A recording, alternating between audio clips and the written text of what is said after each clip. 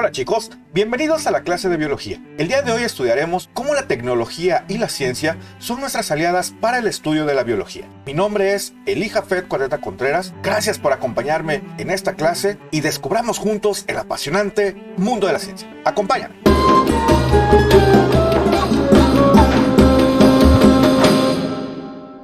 Antes de empezar, debemos definir estos dos conceptos, el concepto de ciencia y el concepto de tecnología. Empecemos con la ciencia. La ciencia se define como el conjunto de conocimientos ordenados de forma sistemática, obtenidos con un método y verificados por medio de la contrastación. Esto nos indica que un conocimiento científico precisamente ha pasado por todo un proceso hasta llegar a demostrar que es verdadero y que es verificado. Para llegar a eso existe una metodología que se denomina el método científico. Más adelante, en un nivel superior, estudiarás el método científico a detalle. Ahora pasemos a la definición de tecnología. Se define como la aplicación de los conocimientos científicos para la resolución de nuestros problemas. La tecnología aplicada a instrumentos que nos permitan obtener conocimientos nos permitirá conocer mejor nuestro entorno. Un instrumento científico es un dispositivo diseñado para obtener información más exacta y confiable que la percibida por los sentidos. Podemos clasificar a los instrumentos científicos en tres apartados diferentes. El primero es el apartado de la medición. Nos proporciona la magnitud de alguna cantidad física. Por ejemplo, el termómetro, el sextante, la balanza e incluso también las cintas métricas. La otra clasificación es la de los instrumentos científicos para la observación. Como su nombre lo dice, nos permiten observar nuestro entorno, como por ejemplo tendremos el telescopio o el microscopio. Y la última clasificación corresponde a los instrumentos científicos mixtos, que nos permiten medir y observar al mismo tiempo, por ejemplo el ultrasonido o los tomógrafos. No podríamos concebir el avance del conocimiento dentro de la biología si no fuera por el microscopio. Este instrumento científico debe su nombre a dos palabras griegas. La primera es micros, que significa pequeño, y la segunda es scopos, que significa mirar. Por lo tanto, el microscopio es un instrumento científico que nos permite mirar el mundo más pequeño. Para poder entender cómo el microscopio ayudó a la biología, vayamos por un viaje por la historia de este fabuloso instrumento científico. La historia comienza en 1590 aproximadamente,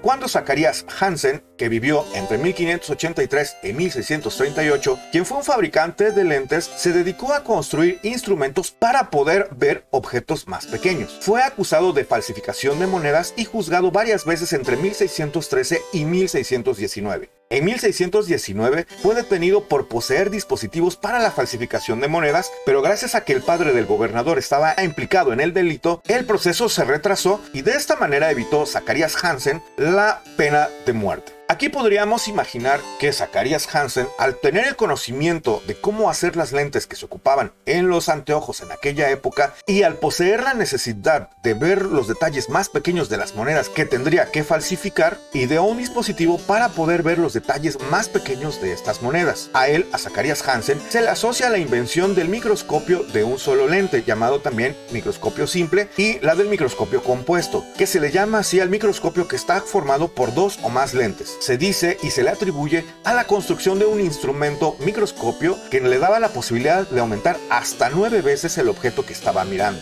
El siguiente paso en la historia del microscopio son los trabajos de Anton van Leeuwenhoek, que vivió entre 1632 y 1723. A él se le considera el precursor de la biología experimental, de la biología celular y la microbiología. Antonio van Leeuwenhoek fue un comerciante de telas y como comerciante de telas necesitaba saber cuántos hilos tenían las telas. Por lo tanto, él se compró una lente que le permitía observar y contar los hilos que tenían esas telas. Sin embargo, él no quedó satisfecho con esa lente y se dedicó a aprender a hacer lupas de vidrio para mejorar la calidad de la observación. Buscando tener una mejor observación, desarrolló microscopios simples y compuestos y llegó a conseguir hasta 200 y 275 aumentos. Se cree que fue la primera persona de toda la humanidad en observar las bacterias y otros microorganismos. También por su conocimiento de la vida microscópica, se opuso a la teoría de la generación espontánea, y en su honor, la Real Academia Neerlandesa de las Artes y las Ciencias otorga cada 10 años la medalla que lleva su nombre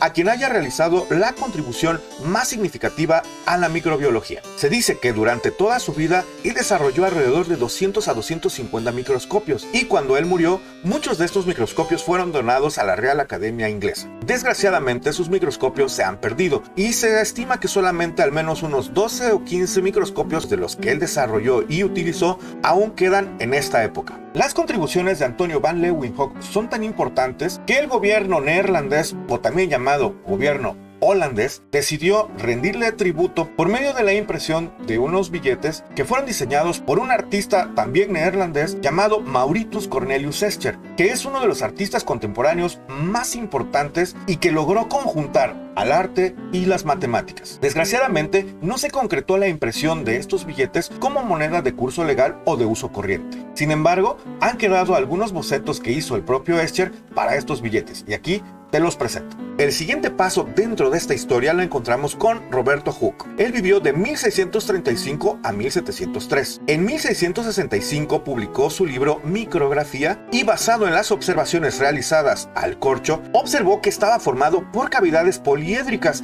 que recordaban a las celdas de un panal y las llamó células. Lo que en realidad observó eran células vegetales muertas. No se dio cuenta de la magnitud de su descubrimiento. Sin embargo, los descubrimientos de Roberto Hooke marcan un hito en la historia de la microbiología y de la historia también del desarrollo del microscopio. Hay que recordar que Antonio van Leeuwenhoek y Roberto Hooke eran científicos contemporáneos. También Roberto Hooke fue contemporáneo a Sir Isaac Newton, que fue un científico inglés que hizo importantes descubrimientos y aportaciones al campo de las ciencias, principalmente de la física. Después de los estudios de Newton sobre el comportamiento de la luz al pasar por las lentes y el poder explicar los fenómenos de la refracción y la dispersión, se mejoran las lentes y la calidad de los microscopios aumenta, de tal suerte que estos avances permiten que haya microscopios con más y mejores aumentos. Posteriormente, en 1878, Ernest Karl Abbe, espero que así se pronuncie porque es un nombre de un científico alemán, basado en los cálculos matemáticos de los trabajos de Sir Isaac Newton y de Leonhard Euler, mejora la microscopía de inmersión al cambiar el medio de inmersión de agua a aceite de cedro, alcanzando con este método hasta 2000 aumentos. Aquí es necesario hacer una mención muy importante, y es que hasta antes de Ernest Karl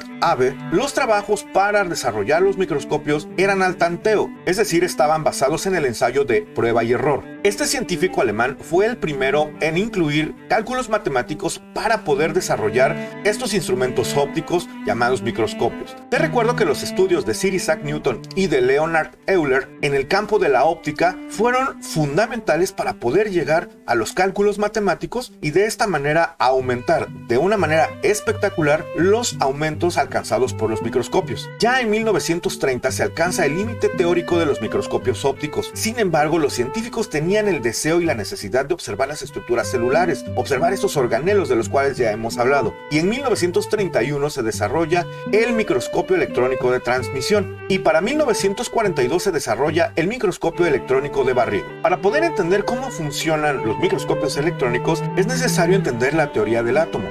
La teoría del átomo y también las leyes y estudios de Newton con respecto a los fenómenos ópticos los vas a estudiar más a detalle más adelante. Mientras tanto, este fue el pequeño paseo por la historia del microscopio. Como habrás notado, la ciencia y la tecnología van de la mano. La ciencia se vale de una metodología para encontrar diversas soluciones a los problemas que se plantea y también para el desarrollo de nuevas tecnologías. Por lo tanto, no podemos separar la ciencia de la tecnología y ambas nos permiten avanzar en el campo de la ciencia. Ahora sí, pasemos a la actividad de esta clase. Nuevamente te recuerdo que tu actividad debe llevar escrita de tu puño y letra en la parte superior de la hoja tu nombre, grado y grupo. Después de terminarla, le tomas una foto y por favor me la envías por correo electrónico a la dirección que está corriendo en el cintillo el día lunes. La actividad de esta clase realmente es muy sencilla. Sin embargo, te pido que tomes algunos minutos para reflexionar y contestar estas tres preguntas. La primera, ¿qué importancia tiene el descubrimiento de los microorganismos para la ciencia y para la sociedad? Segunda pregunta, ¿cuál es la importancia del conocimiento de los microorganismos para la medicina actual? Y por último, la tercera pregunta. ¿Por qué crees que el descubrimiento del mundo microscópico marcó un cambio fundamental en el desarrollo de la ciencia y el conocimiento de los seres vivos? Por favor, toma unos minutos para reflexionar y contestar estas preguntas. Muchas gracias por acompañarme en esta clase, en este apasionante mundo por la historia de uno de los instrumentos científicos más importantes para el avance de la biología, que es el microscopio. Mi nombre es Elija Fed Cuateta Contreras. Soy tu maestro de biología. Nuevamente, gracias por estar conmigo en esta clase y nos vemos en otra clase donde seguiremos viajando por el apasionante mundo de la ciencia. Hasta la próxima, chicos.